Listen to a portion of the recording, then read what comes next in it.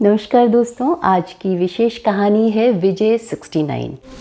सपनों की ना कोई एक्सपायरी डेट नहीं होती। प्रोड्यूसर मनीष शर्मा की OTT प्लेटफॉर्म पर हाल ही में रिलीज फिल्म विजय 69 पटकथा, कहानी और संवाद लेखक के साथ ही साथ फिल्म के निर्देशक की भी भूमिका यहां अदा कर रहे हैं।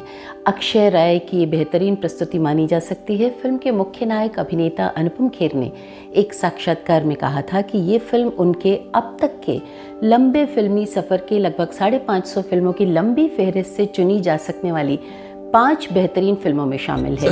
Just asking for one single chance, please. Anupam Kher जैसे मंजे हुए बेहतरीन अभिनेता के साथ चंकी पांडे और मेहर आहूजा जैसे बहुत से कलाकार इस फिल्म को सुशोभित कर रहे हैं। फिल्म कोई खास मकसद या एजेंडा लेकर नहीं लिखी गई।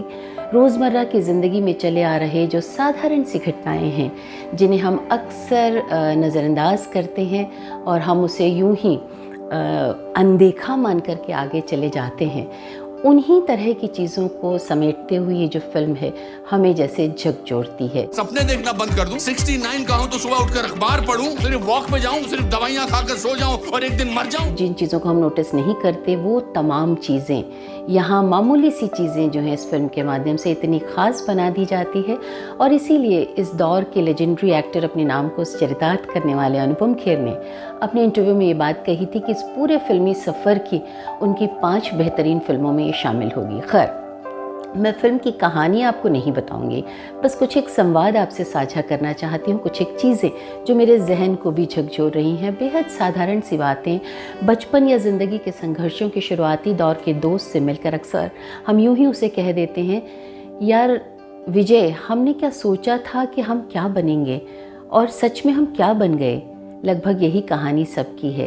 हमने क्या सोचा था हम बनेंगे और हम सच में क्या बन गए, सभी की यही कहानी है। लेकिन एक और बात जो फिल्म के नायक ने अपने इस दोस्त को कही थी, but I am happy that you are still alive.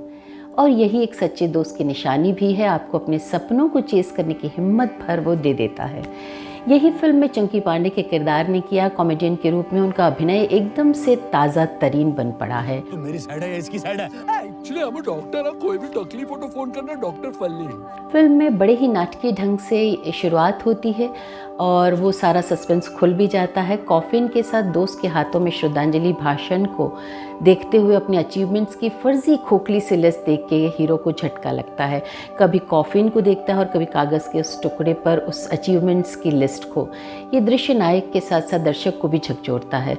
Film साधारण से असाधारण बनने लगती है और यहीं से नायक का रूपांतरण यानी ट्रांसफॉर्मेशन होने लगता है। फिल्म की एक और खासियत है कि ये सिर्फ षष्टि पूर्ति किए हुए लोगों के लिए नहीं है। इसके शीर्षक से ही जैसे लगता है, मगर फिल्म को देखकर गोदान के एक पंक्ति याद आती है, साठे पे पाठा। खैर, इस फिल्म पर ही केंद्रित रहूँगी। हाँ, तो इतना ही कहना चाहती हूँ कि फिल्म हर वर्ग के व्यक्ति को के जीवन के एक यथार्थ को समझाती है कि समय की रेत हमारी मुट्ठी से निरंतर फिसलती चली जा रही है और रुखसती की बेला से पूर्व जीवन को भरपूर जी लेना है दोस्त। इसलिए कोई रुकावट के लिए खेद ना हो और कोई भी चीज़ हमें अफसोस करने के लिए बाध्य ना करे। अपने सपनों को चेज़ करें। हाँ, किसी लड़की का पीछा करने लायक ये इतना ख़तरनाक तो नहीं है। खैर, मैं ये एक और बात आपको कहती हूँ कि सपने तो हमें, जैसा कि अब्दुल कलाम साहब ने भी यही बात कही थी कि सपने तो हमें जागती आँखों से ही देखने चाहिए, ताकि उन्हें पूरे करने का जो जज्बा है, जो जुझारूपन है, वो हमारे भीतर हमेशा ज़िंदा रहे। खैर दोस्तों, इस फिल्म की एक बहुत अच्छी बात कि उम्रदराज लोगों के बीच का दोस्ताना और रिटायर्ड लोगों की आपसी बॉन्डिंग तो बहुत होती है, पर प्रतिस्पर्धा कर रहे एक युवा और एक बुज़ुर्ग जब सद्भावना की मजबूत डोर से बंध जाते हैं, ये इस फिल्म में नज़र आता है। और ये भीतर तक कहीं गहरे बहुत हमें तरंगित करता है और एक सुरीली सी धुन जैसे आज हमारे जीवन की ये महती आवश्यकता है कि बुज़ुर्गों का भी ध्यान उसी रूप में रखा जाए जो समाज को दुगने वेग से सच्चे अर्थों में विकास की ओर ले जाएगा। ऐसा विकास जो बाह्य भौतिकतावादी उन्नति के बरक्स मन के भीतर के इमोशनल और अंतरात्मा के स्पिरिचुअल विकास के साथ ही उसे परिपूर्ण बनाता है। सहारे की तलाश में आखिरी पड़ाव पर बने अनकहे बहुत से रिश्तों की मजबूती तो हम अक्सर देखते हैं, जो इस फिल्म में देखने लायक है, जो निस्वार्थ होने के कारण भीतर गहरे उतरती है। लेकिन इंसान और इंसान के बीच की दूरी, ऐसे फासले जो बग़ैर किसी जेंडर बायसनेस के, जाति के, धर्म के या और भी उम्र की बैरियर्स के अलावा भी जो बहुत गहरे जुड़ती है, वो इस फिल्म की एक यूएसपी है। और आप देखेंगे कि ऐसे दृश्य जो हैं, जो उस तमाम बंधनों को, तमाम अलगाव को तोड़ते हैं, मिटाते हैं, ऐसे दृश्य बहुत सारे बन पड़े हैं और इसके लिए तो ये फिल्म आपको देखनी ही पड़ेगी। दोस्तों, फिल्म हमें एक और चीज़ दर्शाती है, जीवन को हमें एक सफ़र की तरह लेना है और एक ऐसा सफ़र खुशनुमा यादगार बनाने के लिए जिसका दारोमदार सिर्फ़ और सिर्फ हम ही पर होता है।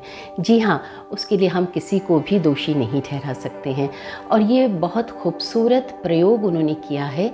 पुरानी फिल्म का पुराना सा गीत है कि आगे भी जाने न तू, पीछे भी जाने न तू, जो भी है बस यही एक पल है। जी हाँ, इसी पल को अगर हम संवार लें तो ज़िंदगी सार्थक हो जाएगी। और दोस्तों, यही सार्थकता जीवन की सफलता भी है। समय का घूमता चक्र हर क्षण हमें यही संदेश दे रहा है कि यही पल भरपूर जी लेना ही सिर्फ हमारे हाथ में है और कुछ भी हमारे हाथ में नहीं है। हम तो उस ऊपर वाले के हाथ के डोर की कठपुतलियाँ भर हैं। इसलिए जब एक ब्लॉगर विजय से उसके युवा दर्शकों के लिए कुछ मैसेज देने को बोलती है तो विजय का बिंदास चुभता हुआ सा डायलॉग है जो सभी को झकझोरता था कि अरे फ़ोन से मुंह तो निकालो, सोफे से बम उठाओ, यूजलेस जनरेशन। फोन से मुंह निकालो और सोफे से बम निकालो, यूजलेस जनरेशन। और शायद ये कोनैन की कड़वी डोज है जो हमारे आलसी घर घुस्सू दर्शकों को ट्रायथलॉन के किसी जुझारू जीवन लक्ष्य की तरफ आकर्षित करेगा।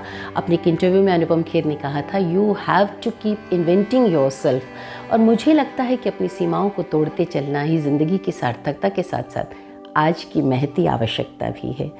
तो उठिए दोस्तों, जागिए और जीवन में कुछ न कुछ ऐसा जो हमें खुशी देता है, हमें सुकून देता है और वो सुकून और आनंद हम सबसे बांट सकते हैं, ऐसा कीजिए।